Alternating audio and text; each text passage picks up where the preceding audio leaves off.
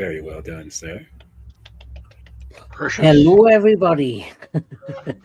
Welcome to the entertainment headquarters and welcome to a very special live stream. This is my Lord of the Rings Hobbit special. And joining me, I have three amazing guests: Mr. Anthony Jordan of Movies and Gaming, Mr. Tony of the Dead, and of course, Jedi Granville.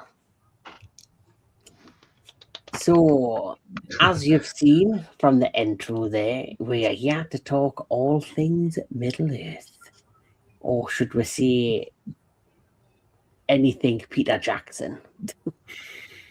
Because this is Peter Jackson's Lord of the Rings trilogy. So, let's ask the question we always ask. But first, before we do, let's check out in the audience tonight watching us. We have Mr. Jacob.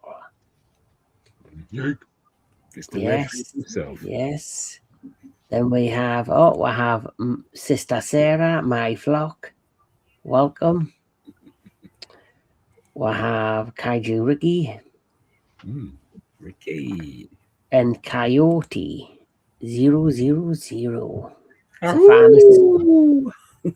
a fan of Smog. Okay. And then we also have Mr. Tony the Dead. Hey, what's up? Yeah. What's up, Tony? Nice to see Good you. looking bastard. Right? Yes. So let's ask the question we always ask Mr. Anthony Jordan. Can you remember your first time? Obviously, what The Lord of the Rings is a much loved fantasy novel and has huge fans around the world. But can you first remember hearing about Peter Jackson's introduction to or first announcement of The Lord of the Rings? I remember hearing some rumblings, maybe 1999, somewhere around there.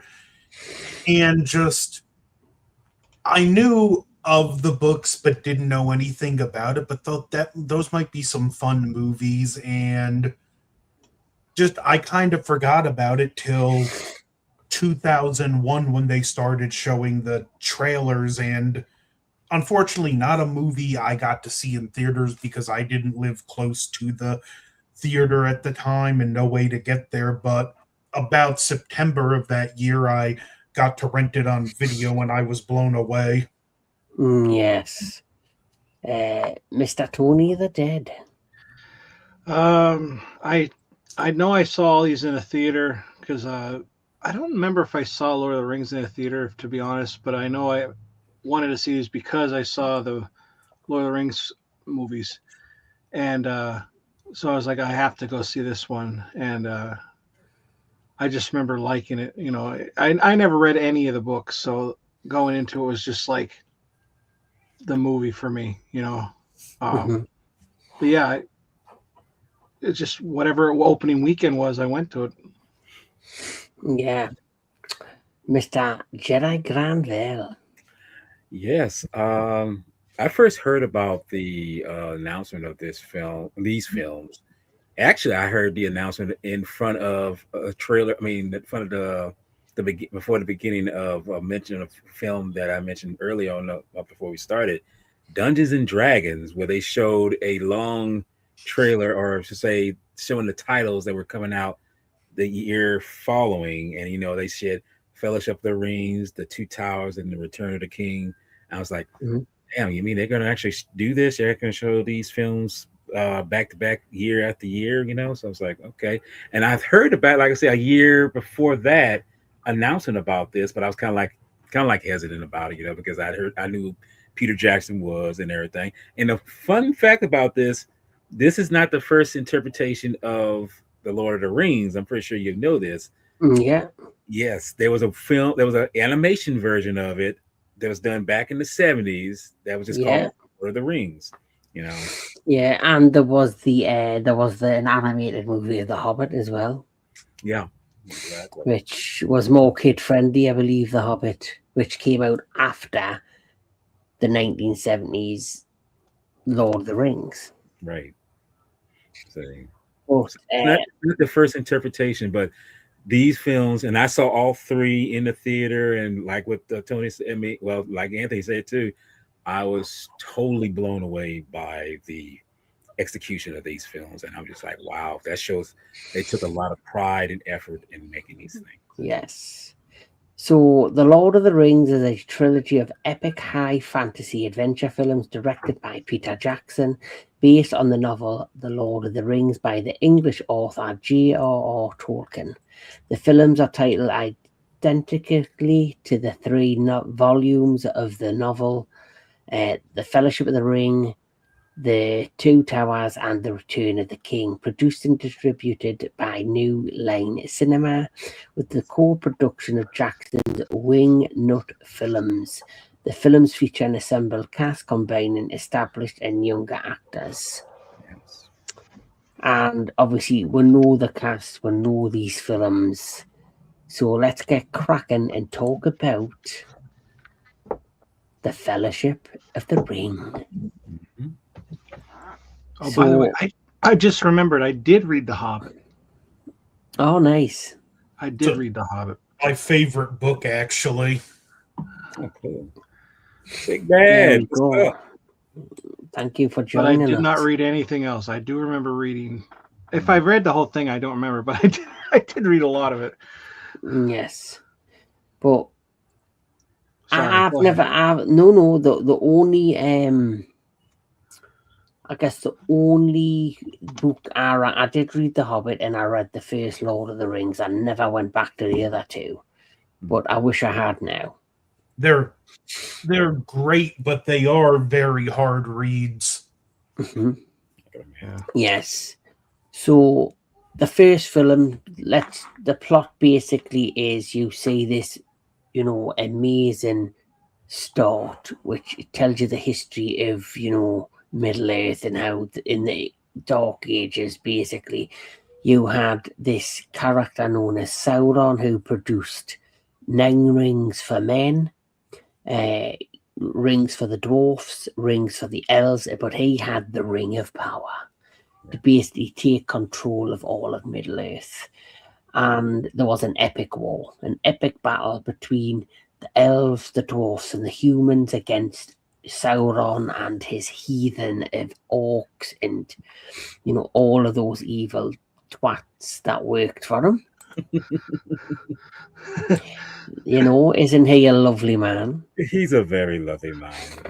And I I don't know. That's I don't know if you guys even noticed this. I mean, if you've ever seen it was in the theatrical cut, but in the Zack Snyder cut, the battle for Earth in terms of against Darkseid and everything, it always reminds me of this at the beginning of Fellowship of the Ring, where they all gather up, men, elves, all of them together to fight this one common enemy. And I'm wondering if that's what Snyder did. Did he get influence from this film in order to do that epic particular sequence in his I think the Lord of the Rings, see this, there's certain films, there's 1 or 2 films every generation that becomes epic, becomes legendary, that will inspire films for years to come. So you have the Star Wars, which changed the generation. For me, the generation I grew up, it was Jurassic Park. I never felt this epic or felt this excited for a film after I seen Lord of the Rings. And I was like, it was like going to like the Avenger films. I was so excited because of the Lord of the Rings, the first one. I had to see the Two Towers. I had to see Return of the King. And then, of course, they brought Star Wars back. But it just never felt the same after the originals. And then since then, the next big buzz for me personally was the build-up of the MCU for the first 10 years up to Infinity War. Amazing storytelling, amazing world building. Now, superheroes, MCU, DC, kind of been there, done that, got the t-shirt, I want something new and fresh. And at the time when Lord of the Rings came out, for me personally, it was new and fresh. Yeah. And the techniques they had with them available to do some of the things that they did, it's like it was breaking ground. Yeah. And we also had And the same time we kind of had like the Matrix coming out too, or was out. I mean, the And Matrix then came yeah, out, but yeah, two sequels Ma- came out. yeah. But yeah, the Matrix as well was different. It was unique. which also had what's his name from Lord of the Rings in it. So it was like, oh my Yeah. god, this guy's awesome. Yeah, Right? yeah, It's like Mr. Yeah. Mr. Smith is, I mean, not Mr. Smith, but Agent Smith is in there. It's like Mr. Anderson, you know. It's like, yes. Yeah. So with the first Lord of the Rings, it starts off with the epic battle. Sauron is defeated by I forgot his name, but he is like the head of Isildur. Isildur, who is Aragorn's father, I believe. He becomes kind of like what they do in Game of Thrones. He became like the Mad King. He became basically like obsessive with the ring, because when Sauron died, his spirit in aura ended up in the One Ring, the Ring of Power, and anybody who wields the One Ring, it basically possesses them and corrupts. turns them evil. And it turned Isildur kind of into this villain who then met his end, and then the ring disappeared and was lost for hundreds of years. We then spout forward and we end up in the Shire, where we're introduced to Bilbo Baggins. Frodo Baggins. And, you know, this is long before, you know, The Hobbit. You know, we're doing these in order as they come out. Mm-hmm. So, you know, the Shire, we're introduced to the Shire. We're then introduced to Gandalf the Grey, the wise wizard, who has a connection to Bilbo Baggins, Frodo Baggins' father, like figure, like his uncle. And basically, he goes to visit Bilbo because before you had seen the Hobbits, there's a connection there, and he's kind of always hovering over him, always kind of looking in on him because of the events that happened in the Hobbit. We're then introduced to Frodo, who, as you know, Frodo basically is like the lovely nephew of Bilbo, and things transpire when Gollum is being tortured by the Ringwraiths in the Nazgul, and basically reveals that the One Ring is being hidden probably in the Shire. And this is what starts off the whole barrel of event where Frodo, you know, Bilbo then gets taken away. He obviously goes to Riverdale to be with the elves. And in the meantime, Gandalf investigates because he knows there's a sense in the air that something's happening. And he then discovers by reading the texts in that basically Sauron has returned, or is slowly returning, and that his forces are slowly rebuilding, and that we're heading to war eventually. And so not Bilbo, see, I'm going to get confused. Frodo now becomes basically the ring bearer. Yes. And he goes to the Prancing Pony, meets the Ringwraiths when he's there. You know, these are the Ringwraiths, creepy little fuckers. Yes. But once he's there at the Prancing Pony, he then meets the Strider, who is like the Marshal of the Lands, who is secretly Aragorn. Mm-hmm. And Aragorn, you know, helps the Hobbit, Sam, Pippin, Mary, and Frodo escape the Ringwraiths, and you know, takes them to Riverdale. And this is where they have this council with Gandalf, the Elrond, the leader of the elves, and there's a summit. So the dwarfs come, so Gimli goes, and then Legolas, who is like the elven prince, who happens to be probably one of my all-time favorite characters. Because he's badass. Yeah, he is. You know, he obviously gets summoned to Rivendell, which obviously leads to the council, where they form the Fellowship of the Rings alongside Boromir. And the two other hobbits that tag along. Yeah, so Mary, Pippin, Sam, and Frodo are the four hobbits. Then you have Gimli the dwarf, Legolas the elf, Strider, or aka Aragorn, and Boromir, who is from Gondor, I think. Yeah, son of the steward. Son of the Steward, basically come together to obviously become the Fellowship to protect Frodo in the ring, which then takes them on this long adventure across the rest of Middle Earth for the foreseeable of that particular movie. Other plot points is Gandalf goes to his, Saruman the Wise, who's like a fellow wizard, who then reveals he's been corrupted by Sauron. We are then, we'll go on an adventure through the mines of Moria, where we take on the Balrog and the many orcs. And the film ends where there's a fight between the remaining members of the Fellowship and, of course, the Uruk-hai, which is the group of orc-like creatures that are sent by Saruman to try and capture the One Ring, and basically ends with Boromir's death.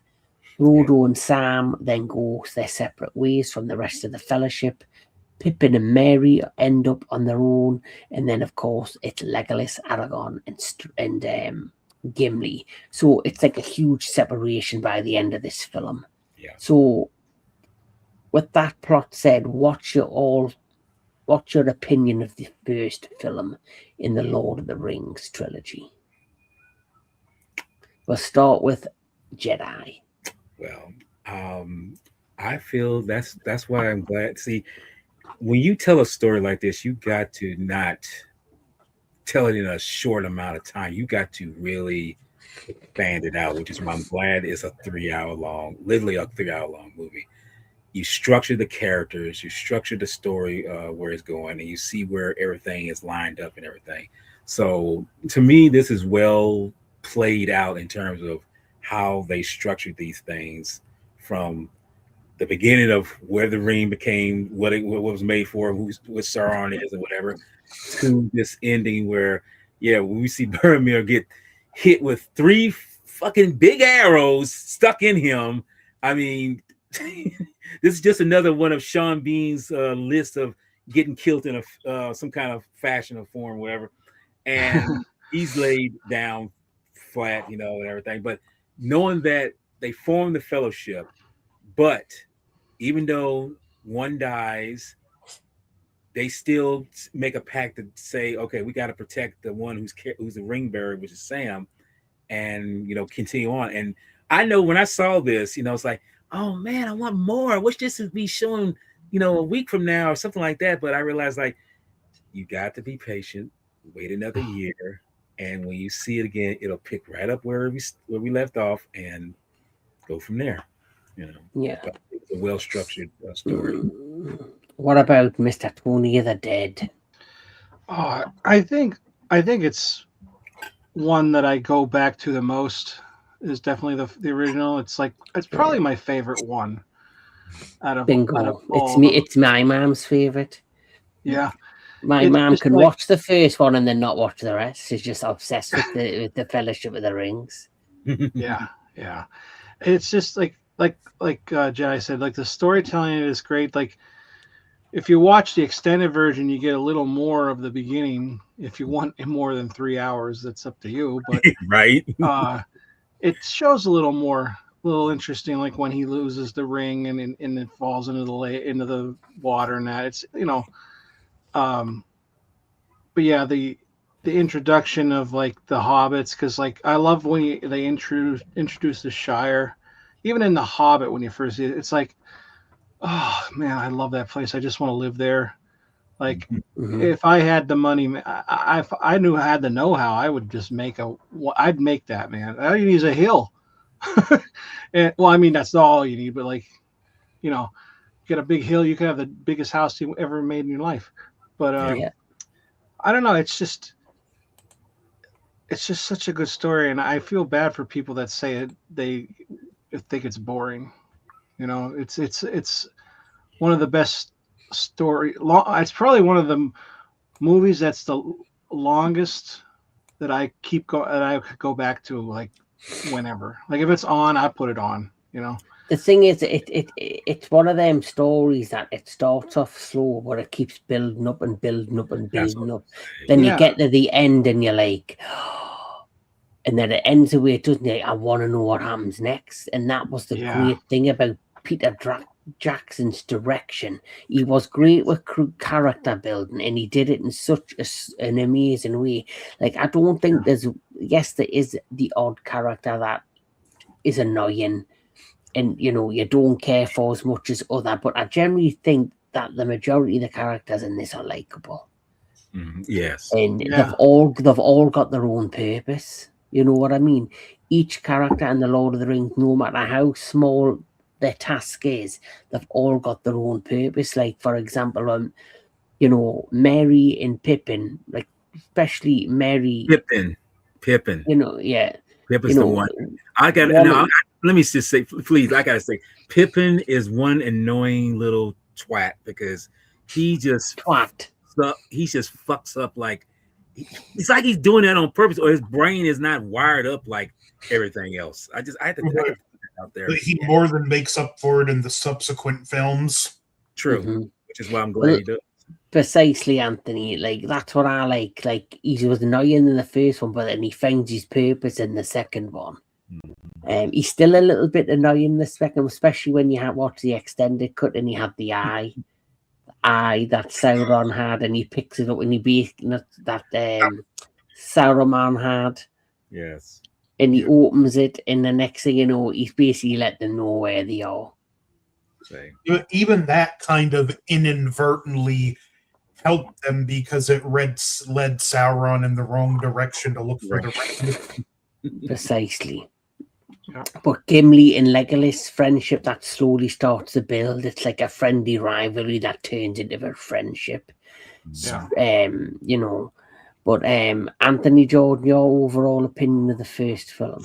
It's a phenomenal movie. It starts out just a great setup, then it shows you something just beautiful and serene in the world before showing you the threat that is going to overwhelm it all if nothing is done. And like everyone said, the way it introduces the character, even the annoying characters have purpose, and it's just, despite having a kind of dark ending, it's also very optimistic, and I think it's something that really, like, I wouldn't say contributed to the success here in the States, but made the movie all that more impactful, because just a few months prior was September 11th, 2001. So to have a movie with a bleak ending that still says just because it looks bad doesn't mean there isn't hope, because there is. Like, I think that actually kind of impacted with American viewers in a way it wouldn't have if it wasn't for I was going to say, the way the film ends, it ends in one way with the bleak ending with the death of Boromir. The Fellowship of the Ring are separated. They go their own ways, but it ends with hope. Right. Because I thought that was a great way to end it. Yeah. Because I was going to say, I mean, I know this film, the books came out way before Star Wars did, but it's almost feeling like a sense of what Star Wars was doing when, presenting, okay, they're up against a very, just incredible force, incredible threat, but they still stick by knowing that there's hope to defeat this particular evil, if they stick by with everything I go through. That's why I don't get how people don't like, Lord of the Rings when they like Star Wars. It's like the same kind of storytelling, except this one's longer. But like, isn't Star Wars like 2 hours longer, or like New Hope? I forget. If someone said to me, "Would you rather watch the Star Wars or Lord of the Rings?" I'm picking Lord of the Rings. That's absolutely me. Every day. Oh, I don't And know. I know, you mentioned Gimli and Legolas. I know some people now like to say some not so favorable things about Tolkien, but if you look at Gimli and Legolas and what he wrote for them, that tells you all you need to know about his philosophies. It's Well, like he fought in World War II. I think was it World War One. World War One. Yes, I'm Was sorry. in the trenches. Yes, he fought for, so he understands about these things, about war and conflict and everything. So it makes sense that he would write it that way. You know? Yeah.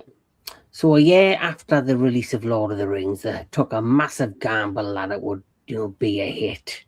Peter Jackson took, New Line Cinema took a huge gamble.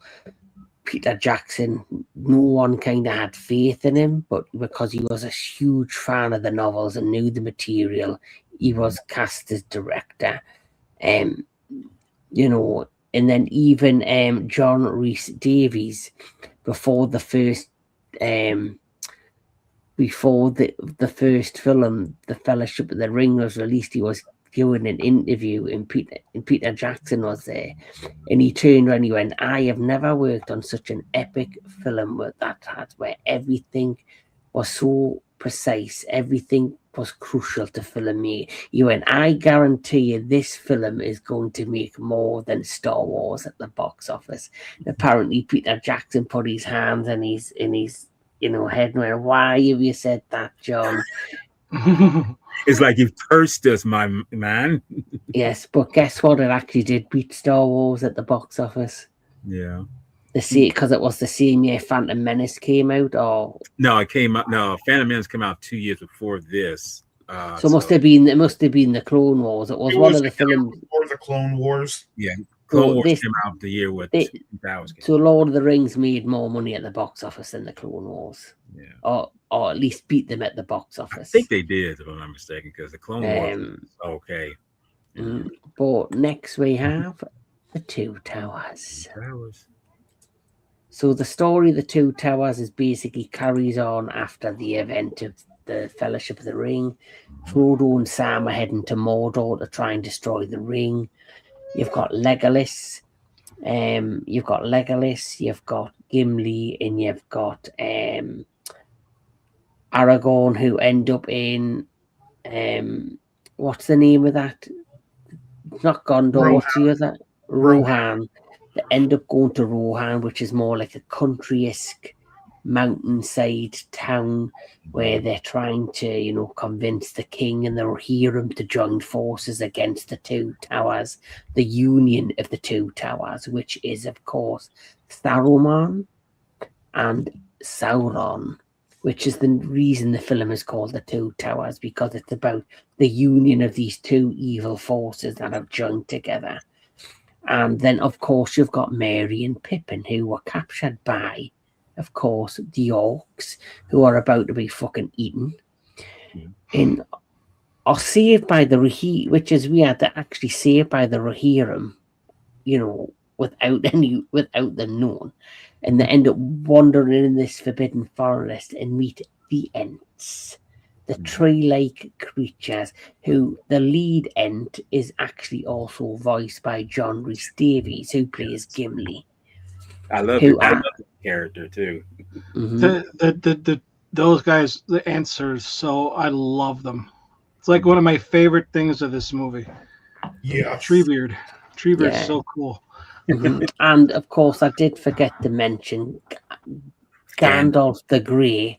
He's riding to save the rest of the Fellowship in, obviously, the Fellowship of the Rings. He sacrificed himself. But I have to say, I love this opening sequence. I mean, you see the continuation of him fall, and I'm just like, man, I'm love. This is what you say. This is how you get yourself right. I mean, built back up. I mean, you take a little note to say, okay, this happened at the first one. Now it's like, what happens when he's dealing with, and he's beating the shit out of the Balrog. It's like, damn, he's actually killing it. And you see him falling from wherever it's coming down. It's like, I love this moment. It's just a beautiful sight. So the opening of this is epic, where at the basic opening of the Two Towers, it starts back in the Mines of Moria, where you see after the event of Gandalf falling to his death to the Balrog. And of course, you see the epic mid-air flight as they're falling deeper and deeper into the mines. And Gandalf apparently meets his end, but he's resurrected to Gandalf the White. The White, yes. And so we see his resurrection and now how he's now become wiser, more knowledgeable, and becomes, quite frankly, just, for me, he's just epic. I just love Ian McKellen in this film. Like, I know everyone will, this will probably be the main thing he's remembered for. I mean, His we can Lord say of the he's known Rings. for Magneto, but I don't know. But I think this role he played here is just as or more. You know. Mhm. And this So- one also introduces two of my favorite characters, Mhm. Theoden and Faramir. So this is a list of characters that we see throughout the trilogy. You've got Sam, you've got Boromir, you've got the elf kind of prince, you've got Aragorn, Arwen, Frodo, Elrond, Gandalf, Gimli, Legolas, Sauron, Galadriel. My mind's went blank. What's he called again, Anthony? He is, The King of Rohan. yeah, it's Theoden, isn't it? Theoden. There, Yeah, yeah. we'll forget. Owen, and then you've got Sauron, you've got Bilbo, you've got the prick, That's exactly who he is, a prick. And the Yeah. good son. Mhm. and then you've got the prick son, who are Boromir's brother, who I really had a lot of sympathy for.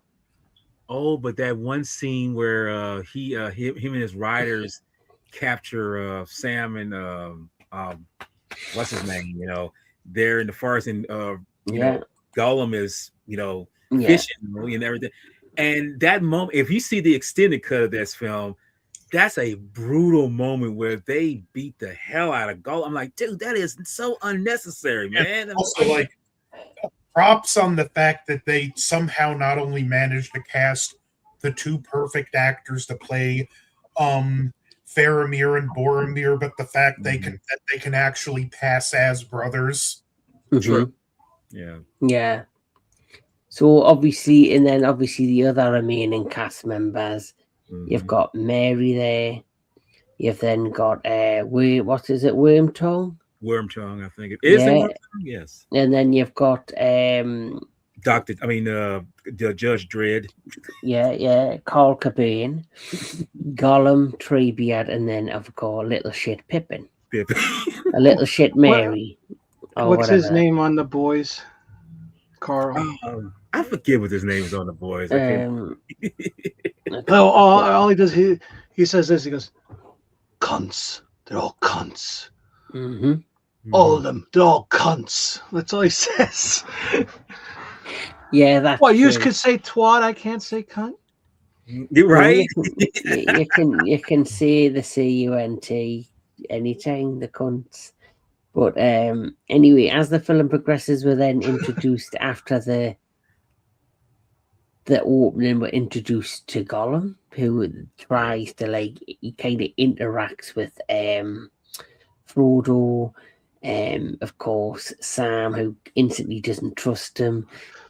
You know, over in Rohan, you have Gandalf reappears and introduces himself to Legolas, Gimli, and Aragorn, and King Theoden, who's quite stubborn, and he's trying to convince him to join the war against the two towers. At the same time, you've got the Ents, where Merry and Pippin have realised that Sauron has destroyed all of the forestry and destroyed all the land, and obviously the Ents are a peaceful race.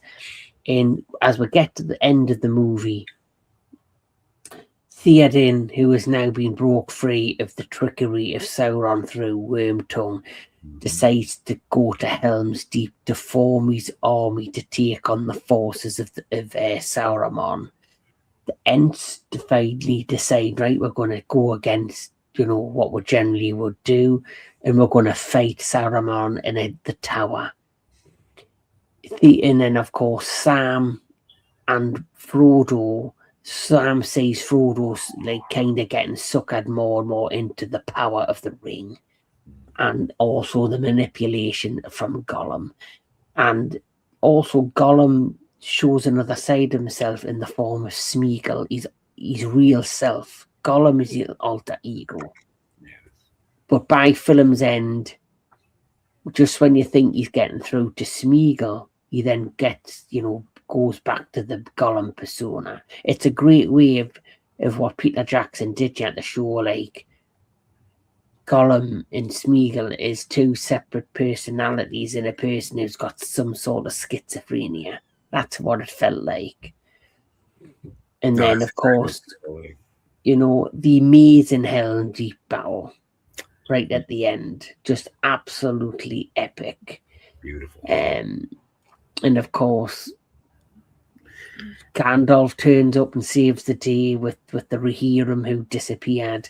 The Ents join Merry and Pippin to take on the Twin Towers. And I always laugh. There's one particular scene with the two towers where you see the Ents on fire and one runs into the water. Yes, I heard in a commentary about that, and that was something that was added to that scene, because it's like he's on fire, but it's like he runs into the water when it's like that. I remember clearly the entire theater erupting when that happened. I remember nothing but laughter. Oh, I was sitting there with my mum, and then the end, it were like with our jaws opening, watching like the water go around and burning out, and putting out all of the pits around Saruman's tower, and then you just seen this little bloody Ent running towards the water. It's like drown the river. Yes, free the river. And what's funny about that about the Ents is that the Treebeard and the rest of them, they actually spent like hours debating on whether they should fight or not, and they said, "No, we're not going to fight." It's like, are you serious? It took y'all hours to come to that decision.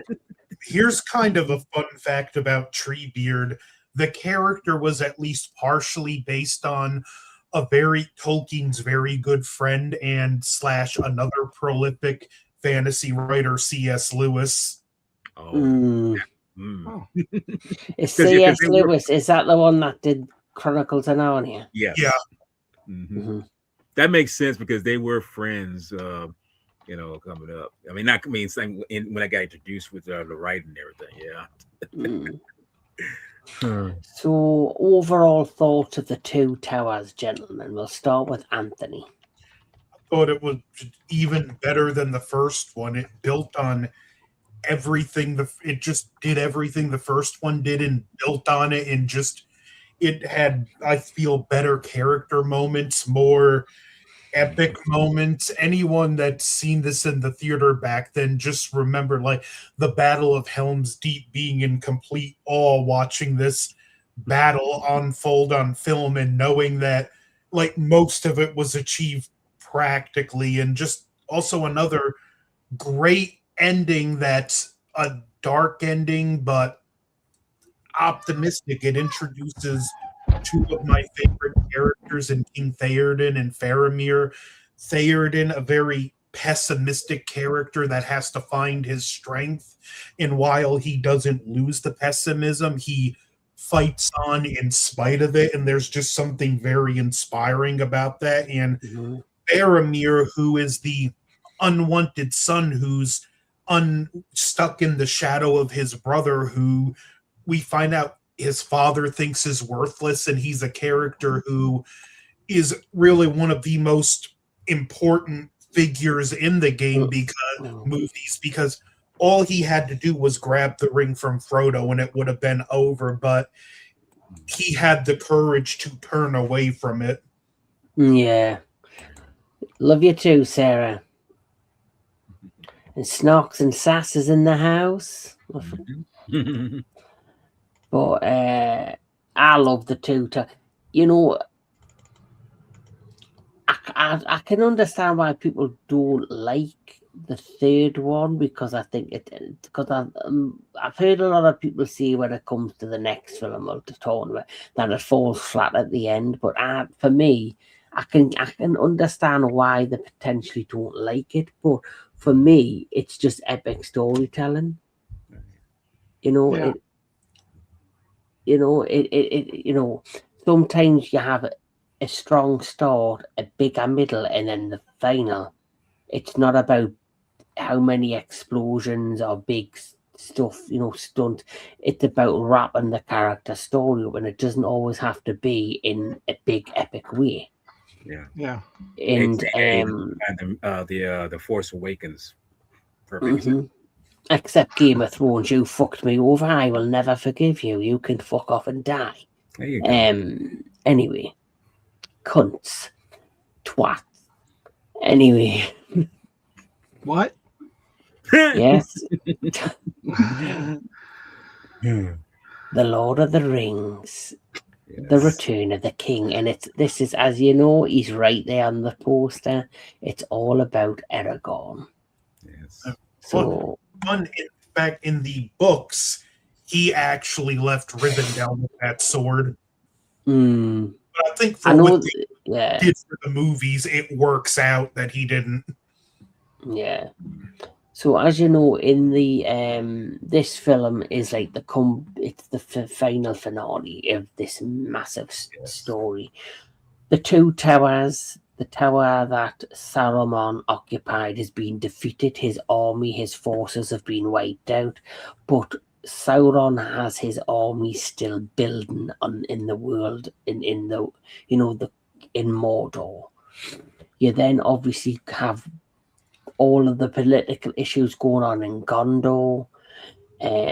You have Aragorn that finally basically accepts his destiny to be the king, the return of the king, alongside with Gimli and Legolas by his side. You have Gandalf, who obviously he wants to try and find a way to stall time to help Frodo to defeat Sauron. You then have Merry and Pippin reunite with Gandalf and everyone else in Gondor. You obviously also have the people of Rohan that join forces with the power of Gondor. Miranda Otto's character, who is that? Erwin. Yeah. So see, just gonna say this. Her role and how they did her character and the growth of her story was how you do women empowerment right. True.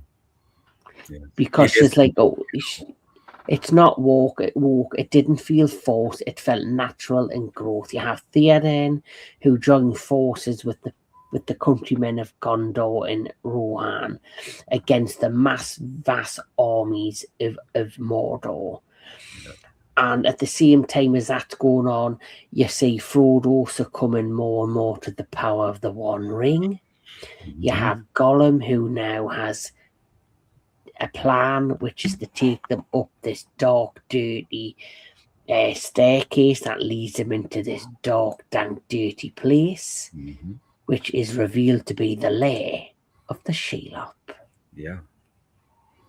Which I remember sitting in theaters and shitting my pants because, not literally, but not because of the spider though. No, I was sitting next to a big man who scared me. No, literally sitting there and seeing Shelob. It was creepy. It was eerie.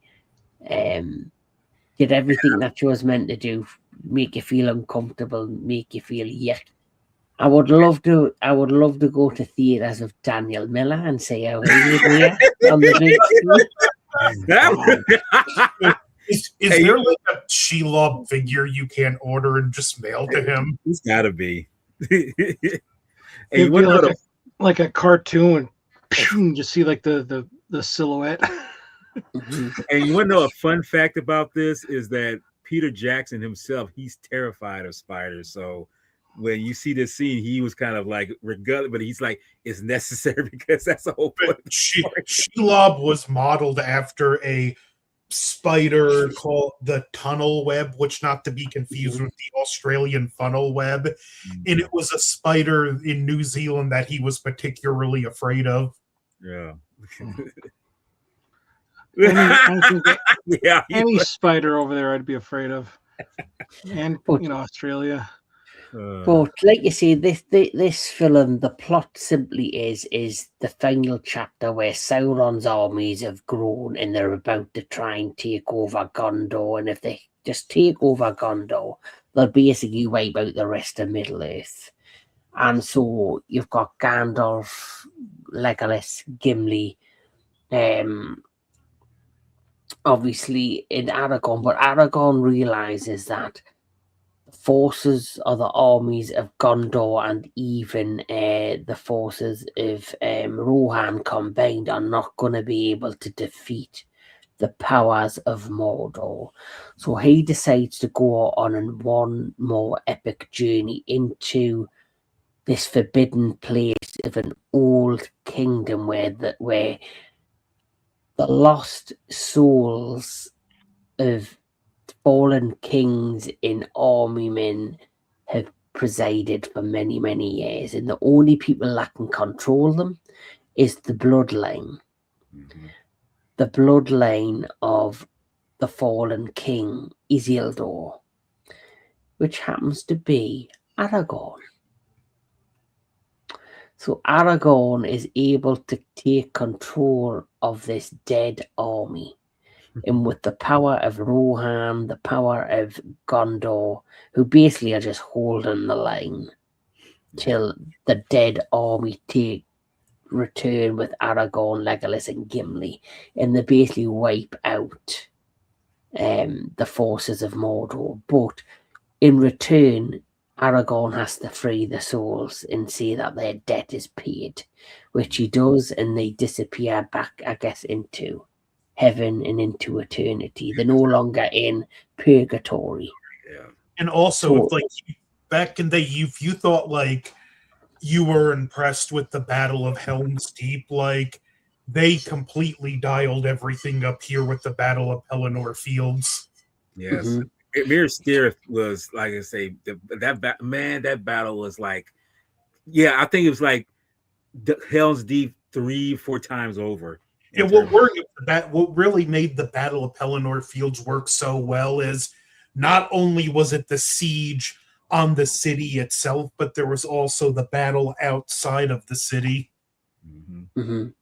Can also see in the one thing why these films are so epic is obviously there's many directors that are great at storytelling.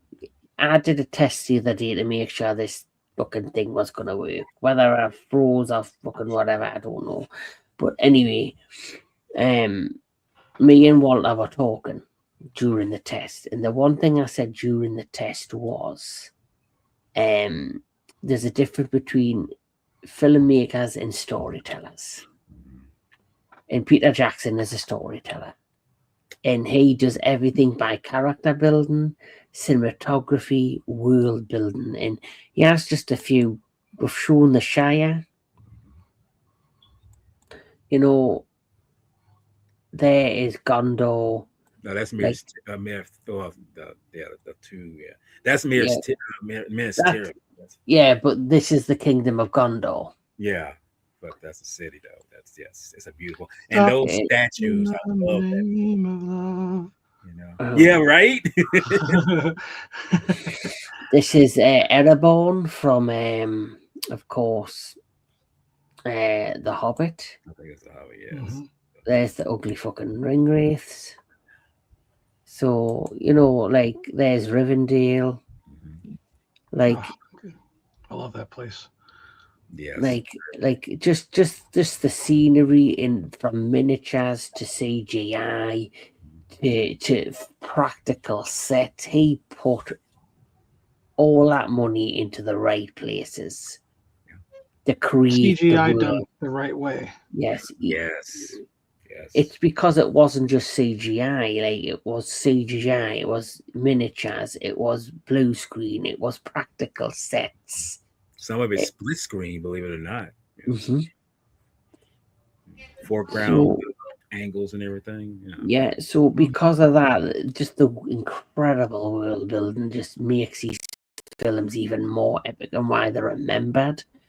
Um, but as you know, as the plot progresses, after Aragorn has defeated the armies of Mordor, the need to kind of the need after Frodo survived the Shelob attack.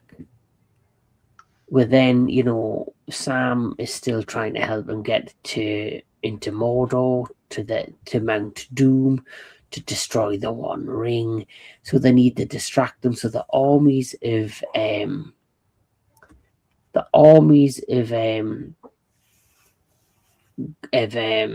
Rohirrim, Gondor, and Rohan join forces and they're standing at the gates of Mordor, where when the gates open, there's even a bigger army behind it.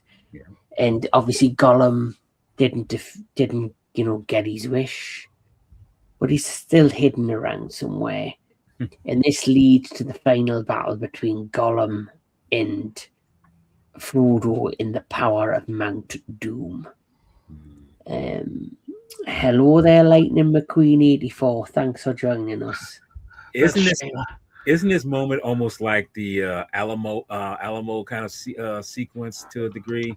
It's like taking a real world event where they're up against thousands of great threats. Go ahead, Andy.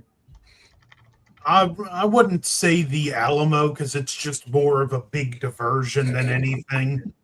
True, but I whole mean, point because was they're to small in them. The whole Yeah. point was to just empty Mordor long enough to give Frodo a chance to get up Mount Doom. Yeah. Yeah, But I was it's talking in terms of basically this is the bit where Gandalf and Aragorn, Gimli and Legolas, they're doing everything just to distract the forces of Mordor, so it gives just a slim chance of Frodo to make it to Mount Doom, which he does with Sam's help, and you have that epic battle with Gollum and him, which it ends with Gollum falling into the fires of Mount Doom with the ring, with his precious, and meets his, end. And then you have, that the next few minutes of this film are long. So, Aragorn now becomes the king of Gondor, accepts his fate with Orwen. Gimli and Legolas, I guess, stay by his side. The hobbits return to the Shire, but things are not quite the same for Frodo. So he ends up deciding to go to the Undying Lands with Gandalf. Sam's left behind, where he takes the book where Frodo's been working on his own history, his own story, which he names The Lord of the Rings, which is behind another book, which was there beforehand, that was written by his uncle, which happens to be Bilbo Baggins, called The Hobbit. There and back again, an incredible journey. And so the film ends with Sam closing the door to his home in the Shire, and I walked away from the theatre just as weird as it is, happy, sad, wanting more, but also satisfied all at the same time. Yeah. So, But what did you think about the movie? Yeah, oh, exactly. fucking garbage. Yeah. No. And also, Mr. Tony the Dead, your thoughts on Return of the King? I mean, I agree with everything everybody said. I mean, like what you said, after you saw it, you felt satisfied. But I think this is one that I go back to the least amount because part of me is like, I don't want it to end. Yes. No. And it is a sad ending, especially when you see Bilbo after not having the ring it's like, holy shit, he got old. You know, he like starting to show his true age and stuff. And I it's guess they just don't sad. have. I guess they don't have plastic surgeons in Middle Earth. Nah. Doesn't he know a wizard though? Right? If it's the rain, if it's going to rain, it's going to stop when it wants to stop. Something like that, whatever he says. But yeah, it's definitely all these movies have like such great battles. Even in the first one, well, the original one, where where they wake up the orcs and that, or were they orcs or goblins? I think In the caves of Moria, in the Fellowship, the goblins. Goblins, yeah. Even when And that then whole thing, that was awesome. Yeah. So they're goblins, and at the end, it's the Urukai, which is like a hybrid of goblin and orc. Right. That was too cool too. How they like dig for them, and they're like kind of like in this like cocoon type of thing, and then like they rake through, and like how they like, I don't know. It's just like not that we haven't said already. It just though this movie is good. It's it's great. They're all great. The storytelling is good. I never read the books, but I'll be honest, I probably never will. I have a lot of books with a lot of bookmarks in them, like halfway through, and I never read them again. But yeah, they fantastic stories, and but yeah, this definitely probably the one I go back to the least. Same thing with like the last Hobbit movie. I like the very first Hobbit movie the most out of those as well.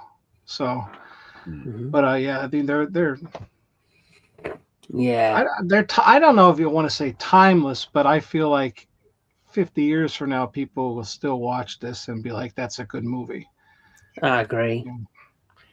So, Yeah. Jedi Granville, your opinion of The Return of the King?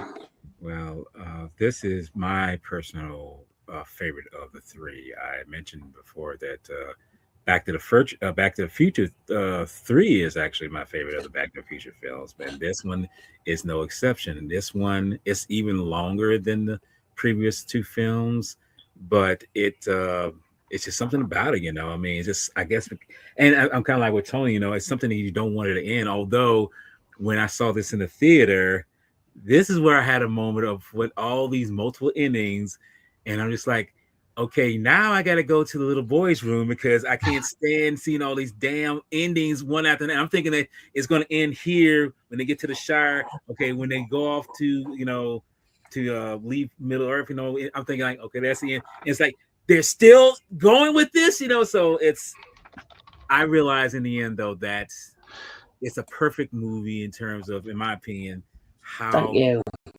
epic film, because this film ended up winning 11 Academy Awards, which was well deserved in my opinion. And and I can honestly say this real quick. Through these films, even though they are long-based films, they do not leave you bored. You are always intrigued with what you're watching. That's the great thing about this. I mean, as much as some of the dialogue you may not understand, but you understand it enough to know it's like, oh, that's what they're talking about. That's what they're discussing. And it's like, this keeps you intrigued. And I'm glad that I add that enough imagination to say, hold on, because it's going to get a way more crazier as the time goes. So, yes, this film is up there,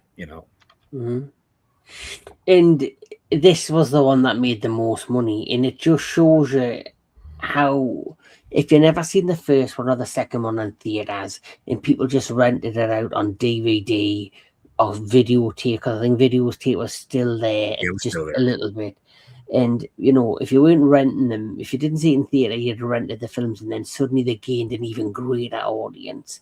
And so by the third movie, people are so invested that that's what put the butts in the seat in the theaters. It's the same. It's because it's great storytelling, great character building.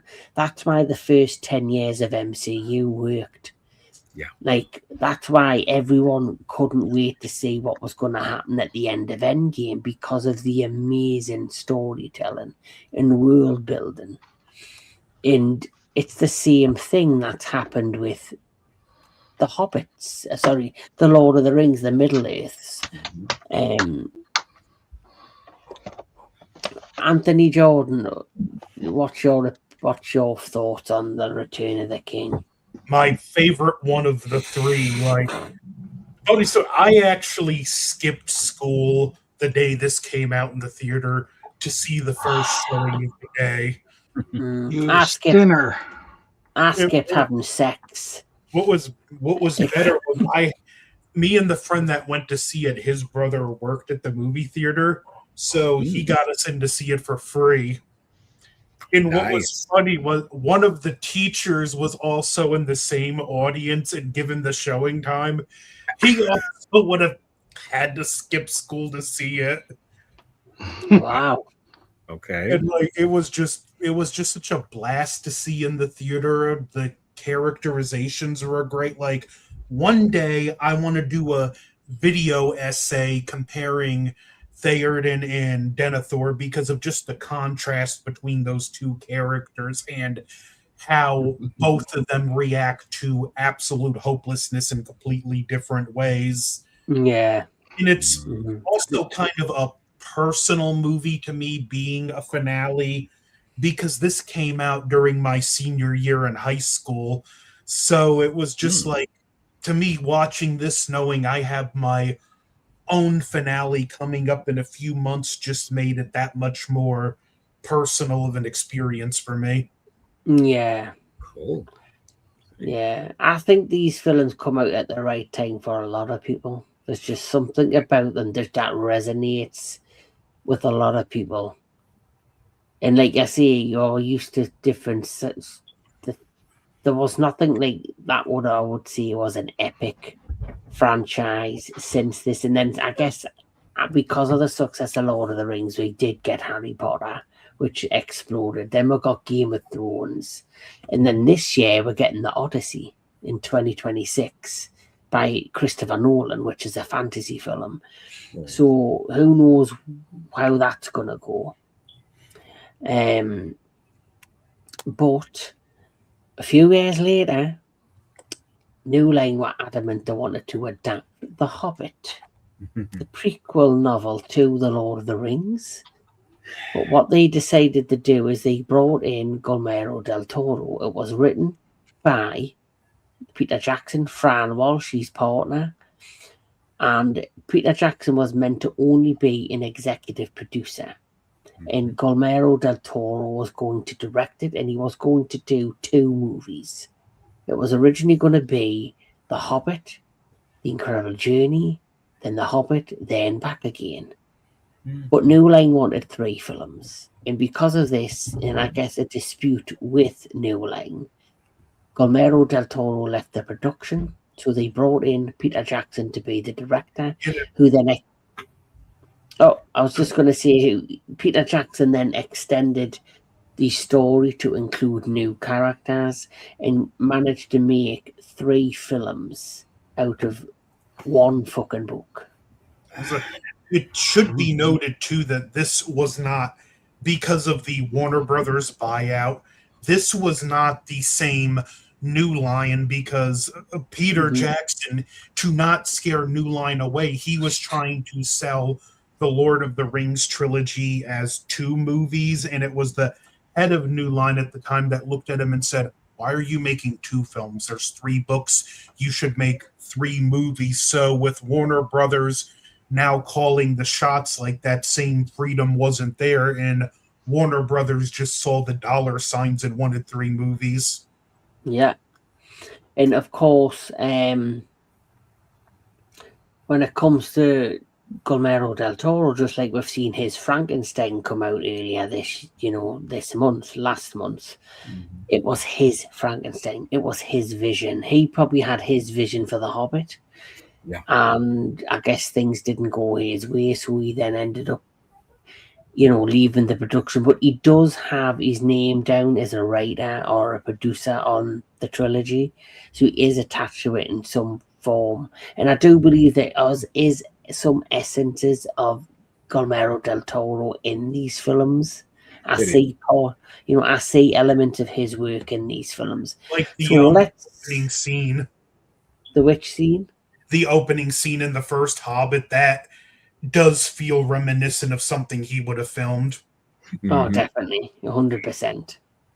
So here we are, The Hobbit, an unexpected journey. Yep. So, just like The Lord of the Rings, this opens up with a montage of basically talking about the kingdom of Erebor, which, there is a kingdom, the Dwarfen Kingdom, where they keep mining deeper and deeper into the earth, into the mountains, where they suddenly find a crystal, which is just like the rings of power. It has kind of this possessive power to it, and it kind of seduces the kings of the Dwarven Kingdom. We are then, as they are mining, suddenly a huge dragon ascends and breaks into Erebor, and everyone abandons the mountain because Smaug is the most powerful dragon in the kingdom of Middle-earth.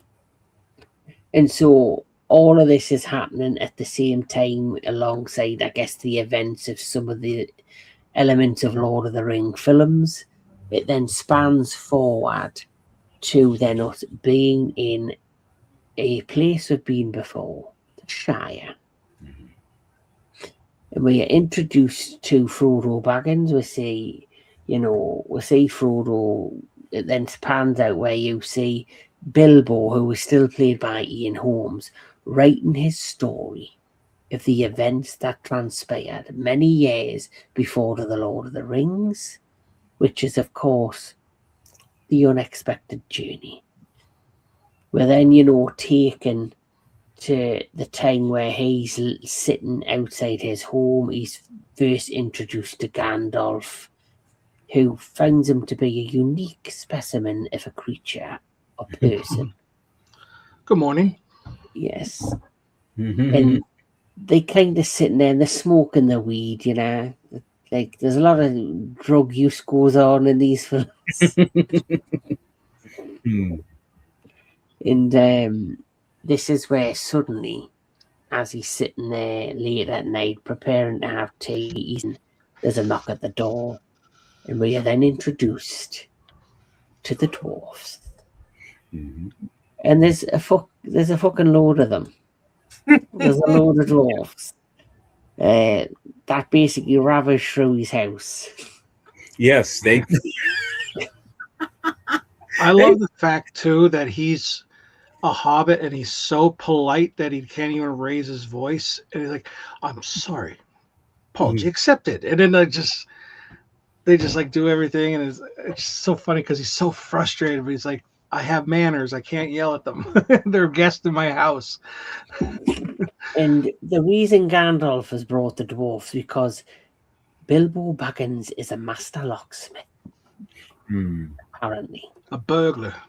Yes, a burglar locksmith, and they want him to join them on a journey to Erebor to reclaim the mountain so that the king of the dwarfs can regain his kingdom and save the dwarfs and potentially help Middle-earth in the long run into the future. So starts the incredible journey. The very next day, the dwarfs leave. Bilbo doesn't follow them, and then suddenly he changes his mind and he skips through the Shire till he eventually meets them. And it go on an incredible journey, as the name of the film says. They are introduced to the trolls, which we then see a glimpse of in The Lord of the Rings. We are then, introduced to the backstory of, and this is one of the elements that was added to these films. We are introduced to the backstory of what's the name of the dwarf king with the long black hair? My mind's went blank. Is it Theoden? No, it's Thorin. Thorin. See, all the names sound similar. We then introduced the Thorin, who then, will get his backstory, how he clashed with the White Orc. He's an asshole. Yes. Yeah. And he you just know how looks like an asshole, He might be a true asshole, you know. Never know. Why did he have to be CG? Yeah, they could have made him a little bit more, at least detailed. See, I think that's why these films aren't as memorable as The Lord of the Rings, because they ended up using more CGI and using more like CGI effects, less practical. Yeah. And I think that's the biggest pet peeve with the fans of the original Lord of the Rings. But you could see the same with Star Wars. True. I always remember back in the day when you had the original Star Wars and then they added the extra special effects. You did like a re-edit with the new effects. Mm-hmm. And then a lot of people were like not happy that he'd altered the original movie. And then you get to the prequel films, it's nothing but CGI heavy. And then we can go to the sequel trilogy or anything in today's cinema, it's very CGI heavy. Well, consider the times, though, when they were bringing all those out again. It's like CGI was the big thing. I mean, at least now that it's going to be in a movie, it might look pretty good. But I will say that is one thing about this I remember in the theater, that I liked the movie, but I thought there were times where it didn't look very good. Mm-hmm. Like when they're running across like a field or something, I was like, that kind of looks bad. Like I could tell it's not them. While even in like Lord of the Rings or like when they're running in like through like, the mountain and like underground and stuff, and they're on the bridges and that, it looks so cool, but it's not really them, but like you buy it. But when I watched this on 4K, yeah, honestly, I didn't notice that. So they must have cleaned it up a little bit. Yeah. The thing I remember about Lord of the Rings, they would film scenes on blue screen. Mm-hmm.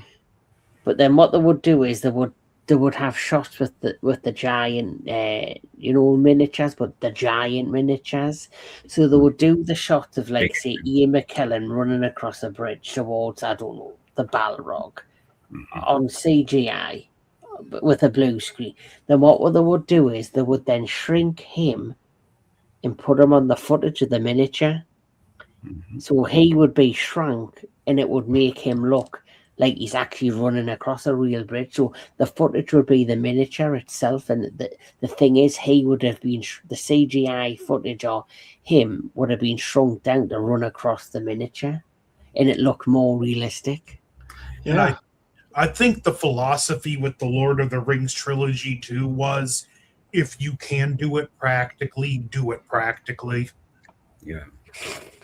That's the problem with these films anyway, the Hobbits, because they're too CG saturated in my opinion. I mean, that's like I say, you're losing yourself. Like you're not blending the techniques that were there before with the Lord of the Rings. And so, like, why are you discarding that technique? Just focusing on that one to bring across with your stories.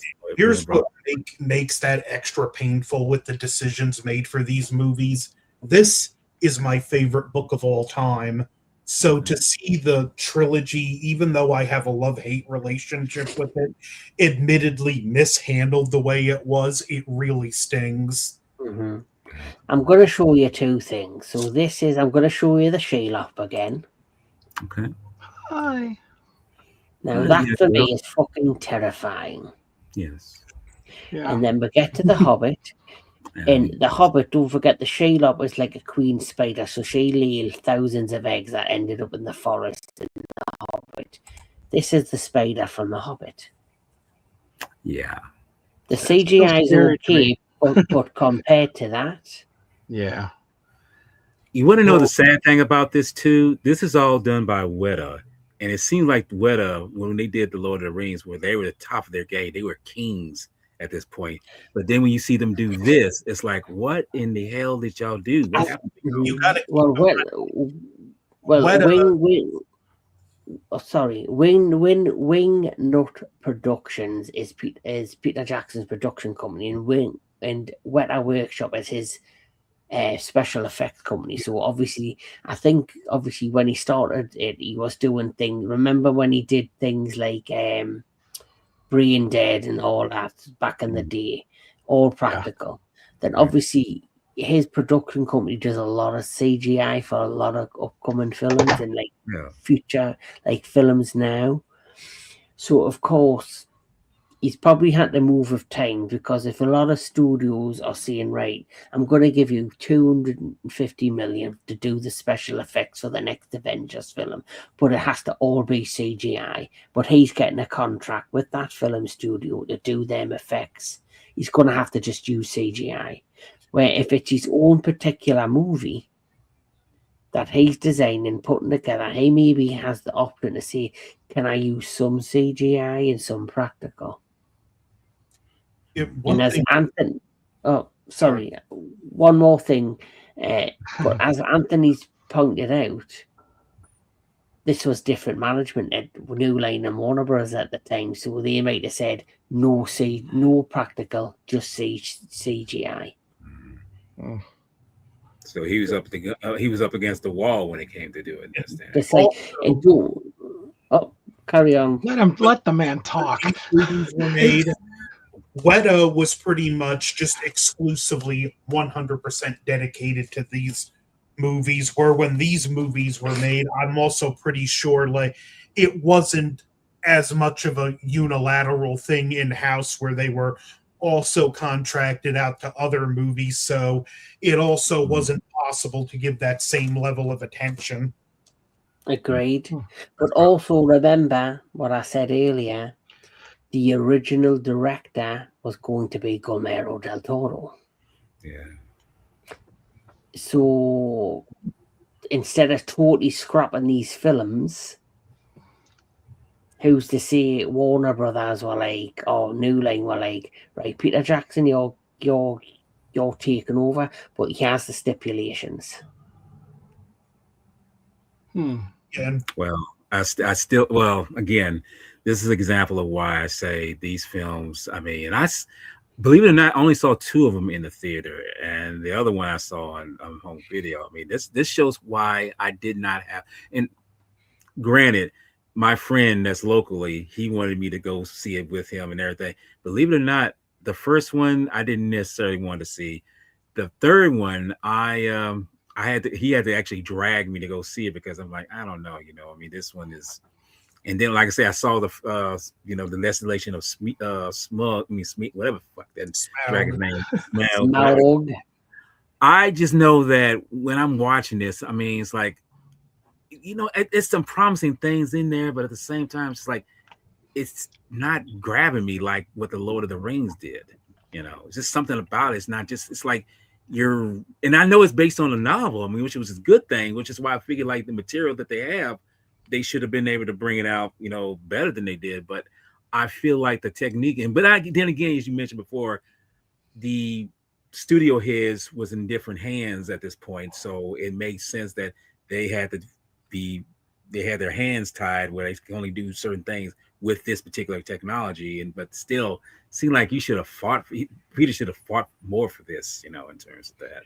Yeah, but these films were sadly made though in the age of the committee versus like how the system where the Lord of the Rings trilogy was made under. So like these had the potential to be, if it was just 2 films, I think it had the potential to be just as good as the Lord of the Rings trilogy, but this was doomed the moment the studio forced it into being a trilogy. There is some good CGI. Like I think this looks brilliant. Oh yeah, that's what I'm saying. I mean, not all that, and actually, I'm being kind of harsh with some things, but not all the CG is bad. In fact, some of the CG is pretty well done. But I figure like if they blended the techniques, if they had, like I say, foreground miniatures, if they had practical settings, if they had things like that, you would have had a more believable effect. Because when you watch the Lord of the Rings, it's like, I mean, you got some like spotty little moments of effects that looks kind of hammy, but it's so blended well. Here it's just like, okay, that's okay. Yeah. But You get what I'm saying. anyway, this film ends where basically you have Bilbo gets the ring off Gollum. They have that competition in the like the Gollum's cave. You're introduced to the Goblin King, who died and fell down and all of that. And then obviously you have the final of this film where the White Orc chases after Thorin and the rest of the rest of the dwarfs, and then once again they're rescued by the giant eagles. Yes. Who I fucking love the giant. Yeah, I want a giant eagle. Can I have a pet giant eagle? I mean, The Eagles. Yes. The Eagles are the greatest thing in any movie to save people. I swear. Seriously. Mhm. Yes. Absolutely love the fucking eagles. I mean, So the way that- they look, and when they look when they come to rescue Frodo and Sam, it's like it's so Yeah. graceful and beautiful. You know? Yeah. So that ends the first film, and just like I think with Tony, just like with the Lord of the Rings, I think the first one's my favourite. Mm. But overall thoughts on Incredible Journey, we'll start with Tony. Yeah, this one is one that I've gone back to a few times as well. I love Marty Freeman, right? Yeah, Martin Martin. Freeman. Martin Freeman. I love him as Bilbo. Like, absolutely love his character. I love his mannerisms. I like being introduced to, all the crazy dwarves and that. And the only thing I rewatching this, I don't care for some of the comedic points to it, like where the Goblin King, where he's like, "That'll do it," and then he like cuts the straw. It's like, I don't think we really needed that. Or like, oh, that could have been, can't get any worse, and then he falls on them. It's like kind of like too comical for this type of movie, I thought. And I was like, all right, but it's not enough to ruin it or anything. But Is also, it as bad as this, Tony? Oy. he eats them by the block. They're all so unique looking, which is funny. But yet, I don't know. But I also was surprised when I saw this in theater because I didn't know anything, and then all of a sudden Smeagol Gollum comes out. I was like, oh shit! And that part where he's like invisible and he could he could kill him right there. And you could see he's thinking about what Gandalf said, like, about like taking a life, and it's more of to spare a life, whatever that speech was. And you could tell he's like, yeah, I'm gonna spare it. Not before he kicks him in the back of the head, jumping over him. That was great. But you kind of felt bad for him in that moment. He looked like so sad because he's not just such an all bad guy. But yeah, I really like it. I like the Radagast. Radagast, yes. Oh my god, he's awesome. Like, he's probably next to Gandalf, he's my favorite wizard. Sylvester boy. Yeah, except for the bird shit on his head, it's pretty gross. But but he's cool. But yeah, I did, like I said, I didn't like how some of the animation was in the theater, but now watching on here, it didn't. I don't know. I didn't notice it was cleaned up or something. But yeah, it's a good movie. I enjoyed it, and like I said, it's my favorite of these three. Mm-hmm. Jedi Granville. You want my honest opinion? Well, I didn't fucking Lie ask to for no us. reason, did I? My honest Lie to opinion. me. Yes. Okay. Well, this was a sheer delight. I went to go see this at midnight showing, and no, this is actually part truth. I went to see this at a midnight showing with my friend. I went to go see it, and I was just like flabbergasted, like, wow, this is something great. It's taking me back to to the Shire and all this good stuff and all this. And in the end, when I got through watching, I realized I've been lying to myself. What the fuck am I watching right now? Okay, so that's how I feel. Mm. Sorry, I just have to be honest with it. Well, no. Yeah, honesty is key. Yeah. Yeah. Right. Honesty Did is you go to the key. right movie? Oh, well, that's the thing about it. I was thinking, like, am I in the right movie? But then I'm like, oh, I see Frodo, I see Sam, I see. Yeah, exactly. It's like, I mean, I see all these people. It's like, okay, they're here, but in the end, it's like, no, this is not my cup of tea here. Sorry, I'm trying to regain the lost world that I left 10 years ago before, and here I'm in this mesh of just what is this? So, And he made you watch him again. yeah, basically. Well, fuck you. Yeah, I know. Hey, anytime, G-Fest, I'm coming. I bet. More than once.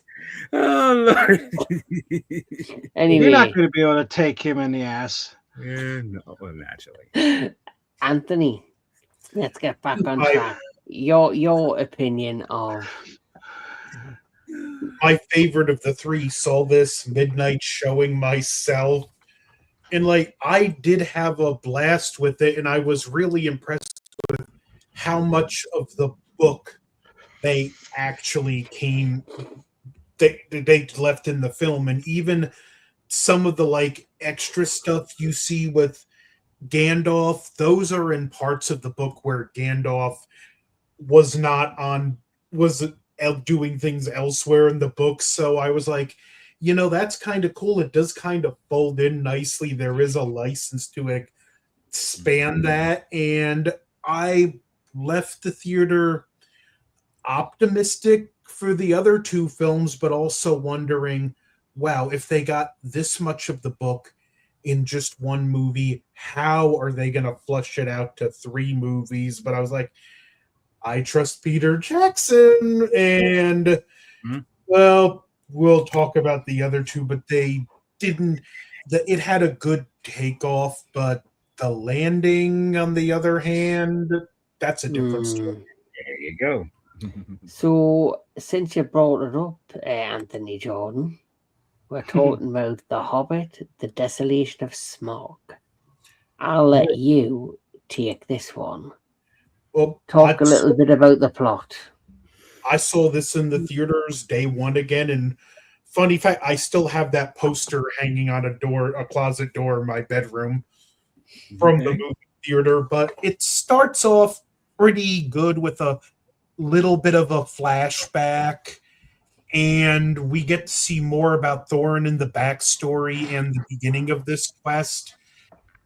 And this film, it's basic, as it's called, The Desolation of Smaug, and it shows you the desolation. It showed you everything that happened as a result of Smaug taking Erebor, and this is where the film really starts, this trilogy really starts to go downhill, because they just expand on characters that were very small parts of the book. They also add in new characters that had no business being here. One in particular, even if I think the actress did a great job, the character had no place or point in this story. And just because now we have to bank in on nostalgia, let's bring in Legolas, because everyone loved him, which I love Legolas too, but I've read this story before. He's not in here, and this is just sadly where, like I said, love-hate relationship with all 3 of these movies. I love them, but I have issues. Some of the best stuff we do get in this, and I'll pass it on from here, but it's how we see the closer they get to the mountain, the more obsessed Thorin becomes, and the less like himself he starts acting. Like, I can't say enough good things about the actor that played Thorin. Yeah. Mm-hmm. Also, it feels similar to what they did with Frodo. The more we got close at the doom, the closer he succumbed to the power of the One Ring. So obviously, the closer that Thorin's getting to Everbore, the more he's like getting obsessed with finding that the crystal, the light, because obviously it's kind of pulling on him. So the plot points that way are very similar, but like you say, they added these extra side plots with obviously the female elf Legolas, who she's like engaged to him, but she doesn't really want to be with him. And Legolas's father's kind of forcing this marriage. But then there's a side story where she falls in love with one of the dwarfs. Yeah. And it just out of nowhere. Yeah, and it's just more side story antics to try and extend the films. And the best part, though, about this movie is the interaction with Smaug and Bilbo Baggins. For me, it's all about that. It's all about them two, in the interaction between them two, in the side story of the White Orc building armies, the attack Everbore. So it's very similar to the Two Towers in that sense. So, Mr. Tony the Red, your overall thought on the Desolation of Smaug? It's okay. I don't know, that town with all the water and that, I didn't really. Lake Town. Yeah, I don't know. It's just not as memorable as like any of the other ones. Like this one and the next one are my least watched. Even less than Return of the King. But yeah, I remember just walking away from this one just kind of like, because like Anthony said, it's like a downward, like it's starting to go downwards. So like I really love The Hobbit, and then this one it was kind of like it didn't have the same feel. And then like the next one is just kind of like too. But while I was watching Lord of the Rings, it's like, oh, they left you on a cliffhanger, and then you couldn't wait a year because you needed to have it, and then it comes out and I was like, oh, that was great too. Now you got to wait again. And it's like those movies are better because I like the entire cast. I don't want any of them to go. This one, I didn't want any of the dwarves to die, but like at the same time, I didn't care. Like if one of them, it's like, okay. But the original trilogy was all, it's like dread from the beginning to the end. It just keeps getting more and more dreadful, and it's more serious, while this is more, it's like I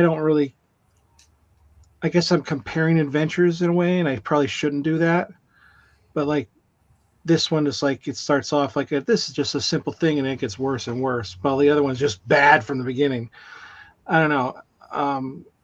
But I do think the dragon is awesome. No, the Smaug's brilliant. He's my favorite part.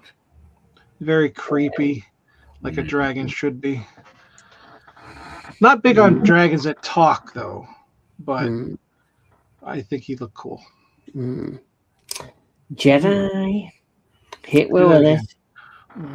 Okay, this is going to be a shock to everyone here. This is actually the favorite of the Hobbit films for me. As crazy as that sounds. And like I say, I think it makes up for 4 with the dragon, with Smaug. I mean, I think that, and he's brilliant. And believe it or not, this was motion captured by the actor who voiced him, Benedict Cumberbatch. He did the motion capture for the dragon. So he does a great job in how he's talking about, what, or are you hiding? What do you have to be afraid of? I mean, this dude he's really putting his all in the character. So, that's kind of makes up for the rest of this film. Because as you mentioned before, Legolas is in here and he's not even supposed to be here. It's like, it's not even worth the time putting him in here. But this is actually my favorite of, that's not saying much, of the three Hobbit films. It's crazy as that's Mm. so. Yeah. Well, here's a question: when they show Frodo in the beginning of The Hobbit, was that in the book, or is that just like kind of No, another little like? Frodo wasn't even a thought when he wrote the book. Like there were several years from the first publication of The Hobbit to The Lord of the Rings, and kind of a fun fact to throw this out here. The encounter in the original first edition publication with Bilbo and Gollum was a little different, where Gollum wasn't even trying to kill him with the ring, but it was when he started writing Lord of the Rings, that's when thing changed, and the second publication has the version of the story with the more aggressive Gollum we know now. Mm. Oh, cool. See that's an example of it's not in the book, but I did like how they kind of just put Frodo in there real quick. Like I'm gonna go meet, and it's like technically the like before Gandalf shows up in Lord of the Rings. I like that little prequel kind of thing. Yeah. like adding Legolas is clearly for fan service. So, for example, if you were only a fan of the movies and don't know the history of the books, how are you going to make sure you're going to entice the fans back Right. who were fans of the original films? You bring Legolas back. Because if he gets killed, it's like he can't get killed because that's what you're taking away from right there. It's like if he gets killed, it's like he's supposed to be in the Lord of the Rings. How's he gonna get killed when this is the prequel to that story? So I'll admit I did chuckle at the one gag in the film when they capture the dwarves and he's looking through the belongings and he's like looks at this and he's like, "What is this?" And the one dwarf goes, "Oh, that's my Lee lad Gimli." mm-hmm. Yeah. And it's a picture of his son who he ends up Becoming partnering friends up with in the Lord of the Rings. say. Anthony, your opinion of this film, The Desolation of Smaug? It's flawed. It's frustrating in place, but the things I love, I really like, and the things I don't like, the more I watch this, I come to just dislike, like the Legolas's father is handled in a completely different way in the book, where here it felt like we needed a minor villain just to make things a little more difficult for them. And the stuff with Lake Town, where it's in the book, it's just handled in a bit of a different way, like the Master of Lake Town, who isn't really mentioned in the book, even though he's a tiny part of it. But once we get to Erebor, Bill sneaking in, the stuff with Smaug gets great, and that final shot of him flying towards Lake Town was great, even if I do have to admit, like Tony said with the previous trilogy, it's like, oh, why do I have to wait? I can't wait another year to the next one. I can't wait another year till the next one. I kind of walked out of the theater. I can't wait to see what happened next. But if I'm being honest, for the lead up to it, I kind of forgot the third film was coming out. Now, we're on to the final movie, which of course is the Battle of the Five Armies, which, like I said before, Peter Jackson took over. It was meant to just be 2 films, which was the Unexpected Journey and Then Back Again. This, for me, like the rest of yous, is the weakest of the films. They focus a lot on spectacle. They focus on trying to tie all these stories, like Theoden, Thoron, versus, the White Orc. You then have the love stories, and Legolas getting his heart broken, and then at the end of that film, going off because he gets told by his dad, go to the north and look for Strider, basically introducing him to Aragorn. Bilbo, you know, his story comes to an end where, you know, he helps the elves defeat Smaug and the 5 armies and goes back to the Shire to live a quiet life again. Thoron, unfortunately, does die not long before regaining the respect of the dwarfs, because the dwarfs started to lose respect in him, not believing in him, and then he kind of pulls them around from being seduced by the power of Erebor and in this, you know, the kingdom of Erebor, and regaining his birthplace and his throne, to then realizing about his people and going up against the White Orc and defending Erebor.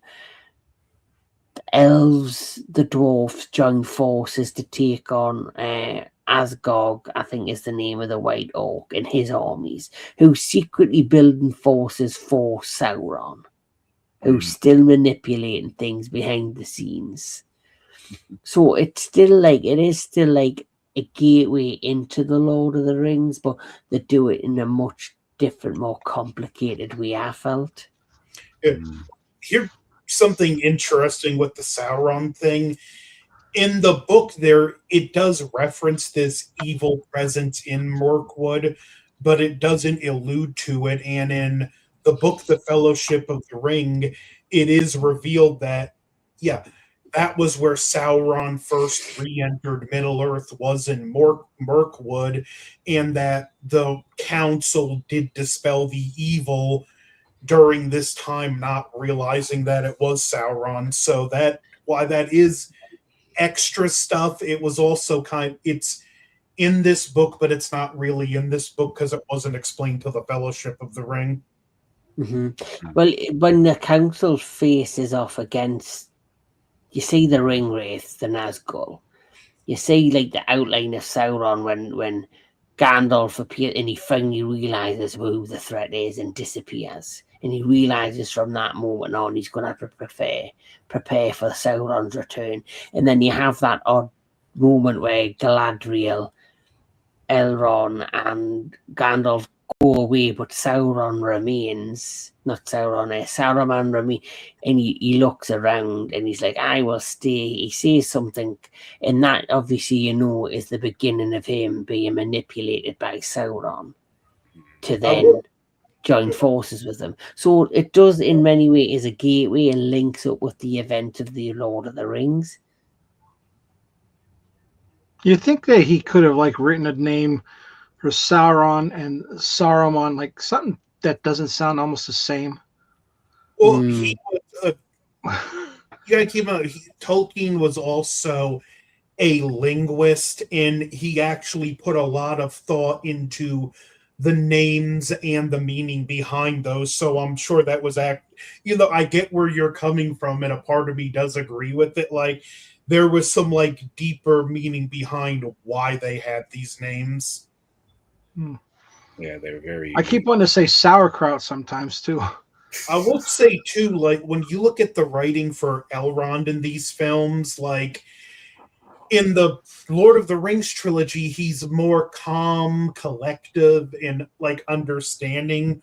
Where in these films, like some of the dialogue, it just makes him feel more pig-headed at times. Can we also say this though about Peter Jackson, the respect he had for Christopher Lee? Christopher Lee got to a certain age where he couldn't travel. Yeah. So what he ended up doing, he actually built the sets in London. So the entire council fight against the Ringwraiths in Mirkwood at that hidden, the secret hidden temple that you get to, was actually all filmed in London. And there was obviously a stand-in stunt double for Christopher Lee. They did things where you could do the odd bend and movement with the staff and that, but everything else was done by a stunt double or a lookalike Christopher Lee.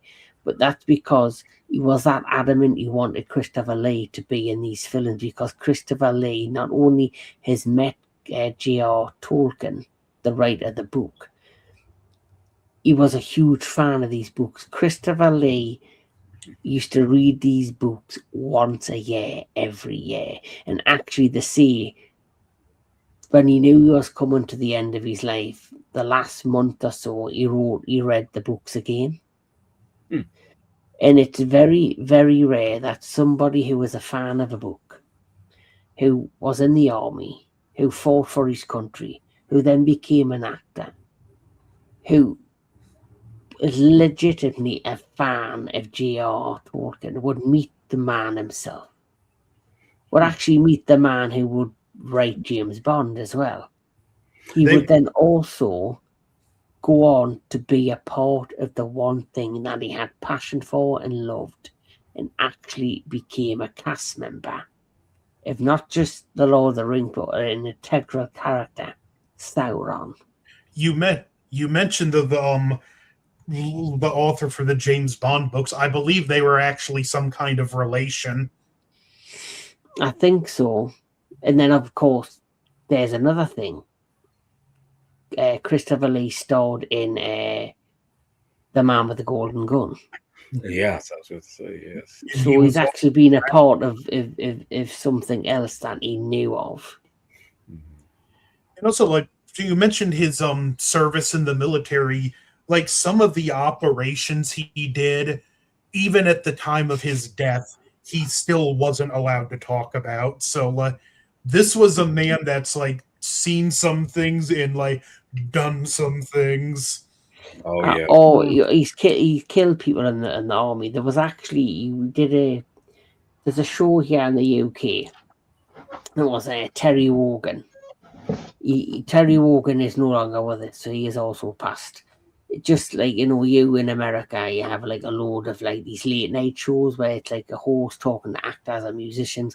So Terry Wogan used to do his own show, and Christopher Lee was telling a story where he was in the military, and he was on set doing like a fight sequence, and somebody had a knife, and he's like, right, and Christopher Lee, what you doing? He's like, what you doing?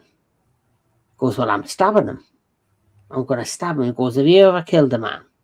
He went, well, no, I haven't. He went, well, I have. This is how you stab them.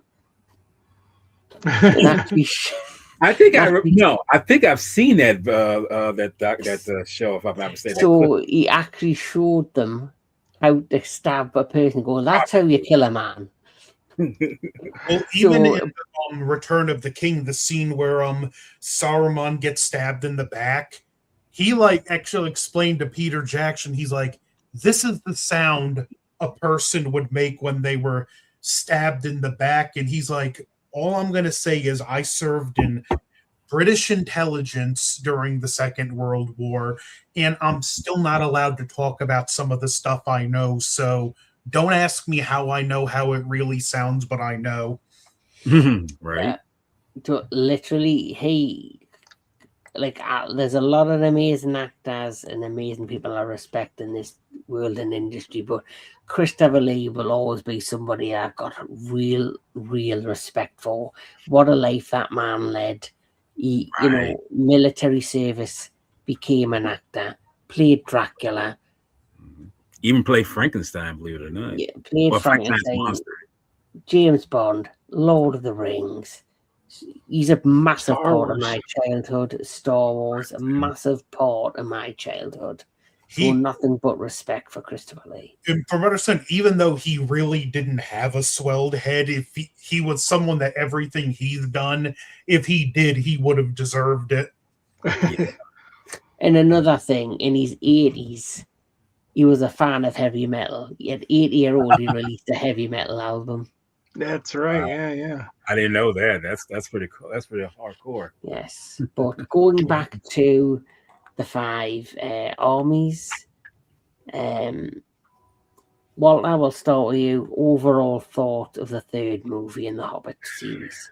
All I'll say is that we mentioned before, it's kind of the least of the 3, and even though Small gets killed, he was probably the better of part of the movie. But after that, when they get to the battle of the five armies, it's like yeah, okay, I mean, it's nothing like what we see in Mirror's Tirith. I mean, that's a battle. This one here is like I kind of fell asleep on it, to tell you the truth.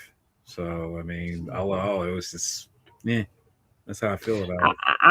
I think probably the same. Like the first half of the movie where it's Smaug attacking Lake Town, brilliant. And once that ends, it kind of slows down. Like unlike what you call it, the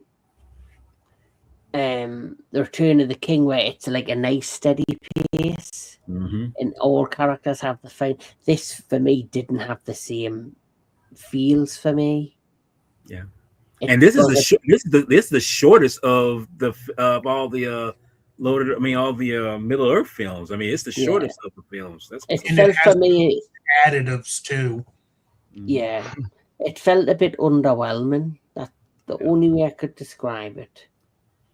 Tony, your feelings on?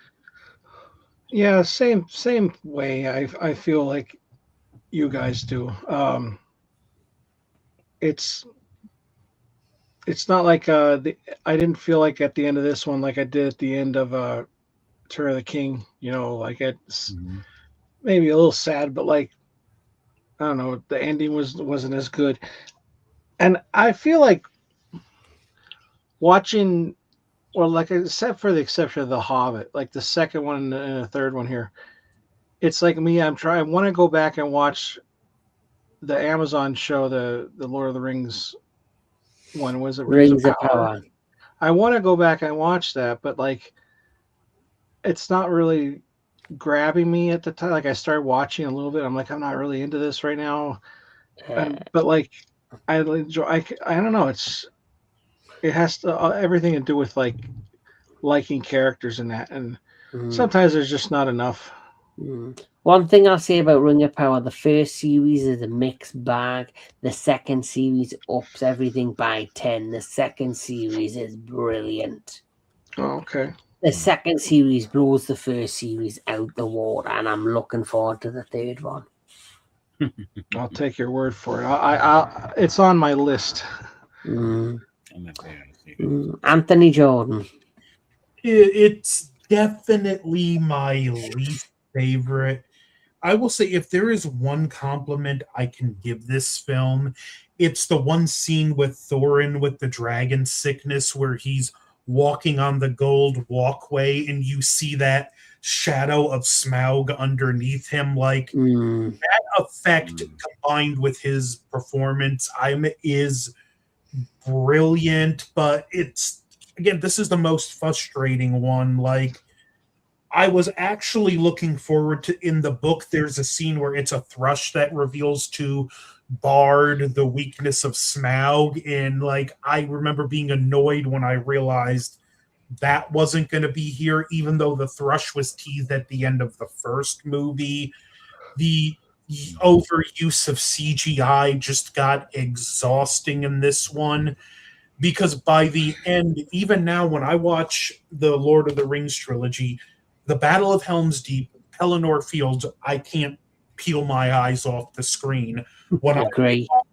This one, I'm like on my phone doing other things, because just the overuse of CGI and how much more over the top they made the battle, along with the needless comedy. It's like I get bored with it. This is just, it's the weakest of all the Peter Jackson Middle Earth films, and it's proof that it should have just been 2 movies. I really think a skilled editor can edit out all the fluff of these 2 movies, combine them into 1 movie, and you'll have a much stronger movie for it. But yeah, not a very good finale and not a good last outing for in the theater.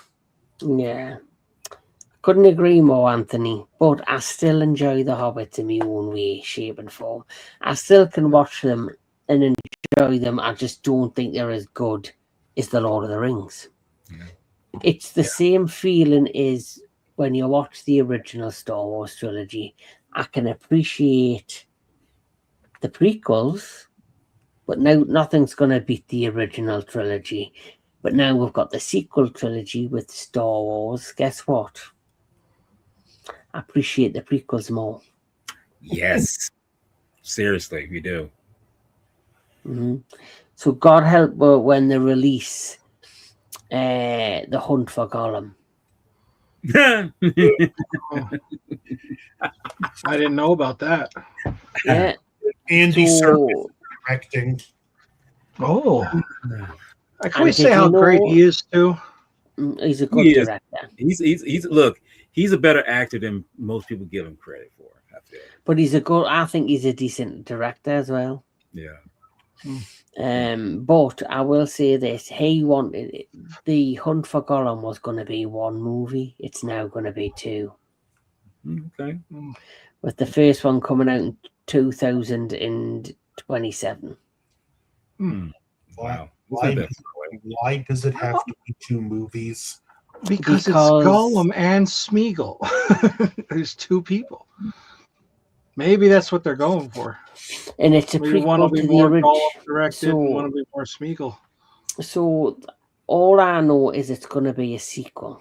Sorry, a prequel. So basically, it's a prequel. So basically, what I've heard is it's a side prequel. It's going to be the events of Gollum in between The Hobbit and The Lord of the Rings.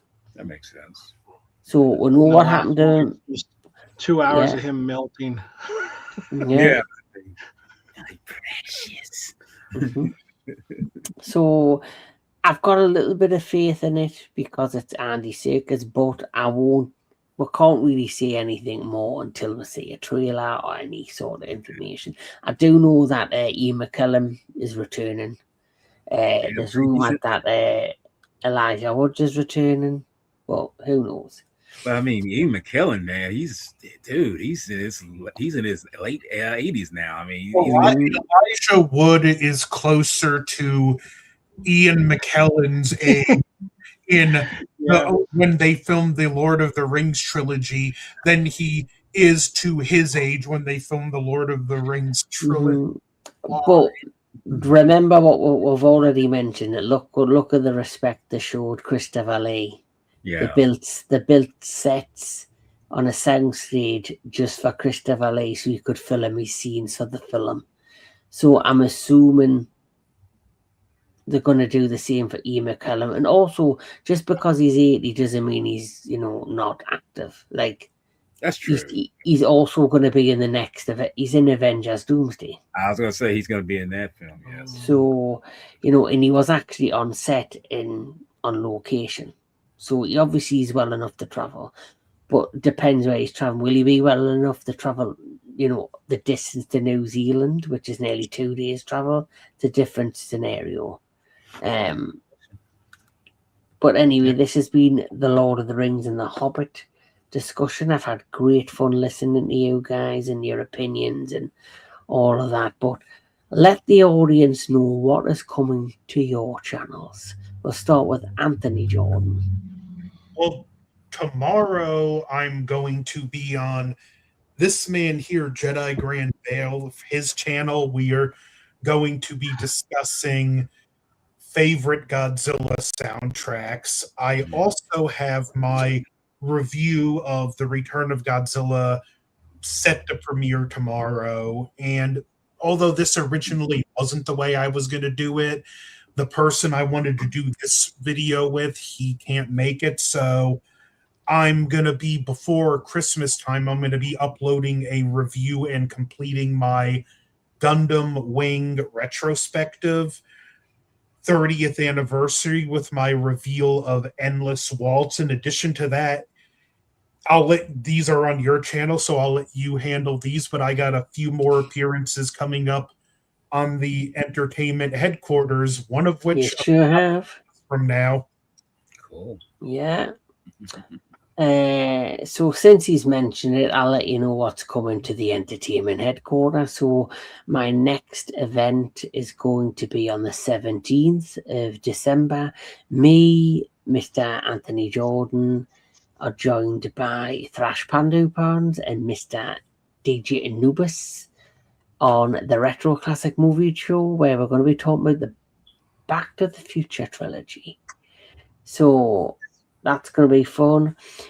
But then on the 20th of December, I can't end the year without talking about the Guardian of the Universe, Gamera himself. It's his 60th anniversary, so I want to celebrate him before the end of the year because he deserves it. He needs more attention because Daiei are a bunch of dicks that don't really know how to celebrate and actually promote the property when they should. And finally, on the 23rd of December, I'm going to be meeting up again with Mr. Anthony Jordan, DJ Anubis, and DJ Neko when I do me recording, and it'll be up later that day of me next Christmas special, which is going to be Scrooged in Edward Scissorhands. Nice. So, Into the Darkness too, right? oh yeah, I forgot we've also got Into the Darkness. I think, is that the 19th on the Friday? Yeah, 19th. Yeah, that I forgot. Good job you mentioned that. I totally forgot about it. So the Into the Darkness special on the 19th is going to be The Shining and Doctor Sleep. That's right. Yeah, and I think Mr. Tony the Dead's on that one with us. Which one is that on the 19th? Yes, it's The Shining and Doctor Sleep at 6 p.m. UK time. Oh yeah, I think I'm on. I think I'm. Yes, it's hard. It's hard now because the kids and the in-laws are gone. They can't watch them. So, Yeah. but I think they're in school when we're going to be on. So I should be good. Oh, cool. So, Mr. Tony the Dead, what's coming to your channel? Well, just uploaded the latest Ghouls episode. It's spoiler heavy. It's the new Silent Night, Deadly Night 2025. So go into it if you don't care about spoilers. Let's see. I guess your thing on the 19th with the Doctor Sleep and Shining. I never saw Doctor Sleep, so I'll be watching it for that. If you're just a tip, if you're gonna, since it's gonna be your first time, just go in with the extended cut because it does fill in some things that were left out in the theatrical. Oh, okay. I thought you were gonna say it's your first time. Just take it easy. Because the theatrical one was on like 2.5 hours, and the third and the other extended is like 3. So It's stuff that's actually like needed. I will do that. I probably would have did that anyway. I usually always go with the extended cut if I, heck, I can.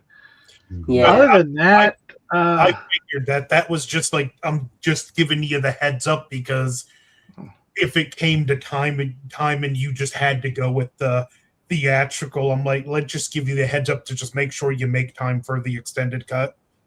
oh, I will. Nice. The only other thing I have is I started, besides my white trash channel, which I still upload once in a while on there, just kind of fun things. I'm trying to do more of these AI videos for it that I program what it's, just something instead of a picture. So I'm trying to do that. But then I also started another one because on Sora, I put a lot of myself in like these inspired trailers for things.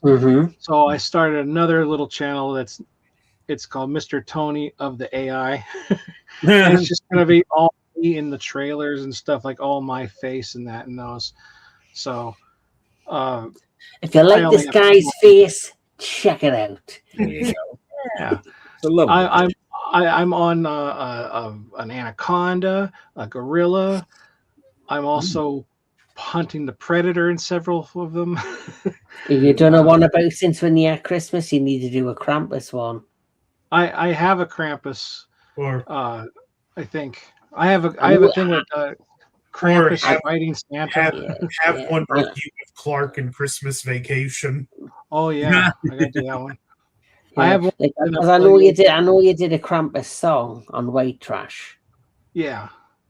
So I've listened to that. I like that. That's a good song. I like that. Krampus Stomp. Krampusnacht, whatever that word is. Yeah. That's all pretty much going on. Well, it's a lot of cool stuff, Tony. Thank you. And finally, Mr. Jedi Granville, what's coming to Jedi Granville's Productions? I got really nothing. I really got nothing going on coming up. In fact, when I leave from here, I'm going to do my Cradle to the Grave review with D Film Fanatic and special Mr. It's guessing on there. Tomorrow, as Anthony had mentioned, we will be discussing with another fellow, and I think you're going to be on there too, Kevin, if I'm not mistaken. I'm gonna Try put together a list of my top 10 favorite Godzilla scores. That is correct. That's what we're going to be discussing. Our top 10 favorites. And if 98 is on one of the lists, hey, that's fine because hey, come with me, motherfucker. Yeah, right. Come with me. Right. Oh my God. Oh God. But also later that week, I am going to be. I think Anubis says he's going to join up with me, where we're going to be discussing 10 of the most iconic Godzilla moments in cinema history because there are many of them, and I'm pretty sure he got himself a so-called list. I will have mine, but when you see it, you'll be like, "Oh, really? That's more iconic than this." It's like it's going to be that. And that Saturday, which you aforementioned, the Gamera 60th anniversary birthday. That I gotta be there for. That's just gotta be there for that. We've got to end the year by celebrating the Guardian of the Galaxy with this. That's it. That's pretty young for a turtle. Yeah, Guardian of the Universe. Fuck that fucking Guardian of the Galaxy, something else. When you said that at first, I thought you were talking about Guardians of the Galaxy. I was like, is there another movie coming out? He was the first Guardians. Yes, he was the one that set them up. Yeah. But anyway, Peter Jackson's Lord of the Rings, Peter Jackson's The Hobbit trilogy, still iconic in my eyes. Obviously, The Hobbit isn't as great as The Lord of the Rings, but it still has a place in my heart. It's been a fantastic talking about these two trilogies with these amazing guests. Please like, share, and subscribe to Anthony Jordan's Movie and Gaming, Mr. Tony the Dead, Jedi Granville Productions, and if you want, you can throw the Entertainment Headquarters a like, share, and subscribe as well. But there's more great content coming before the end of the year, and I've got so much planned for 2026.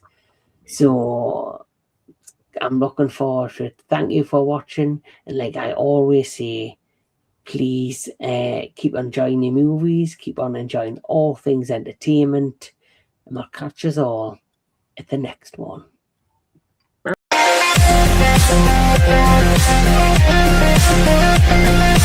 back.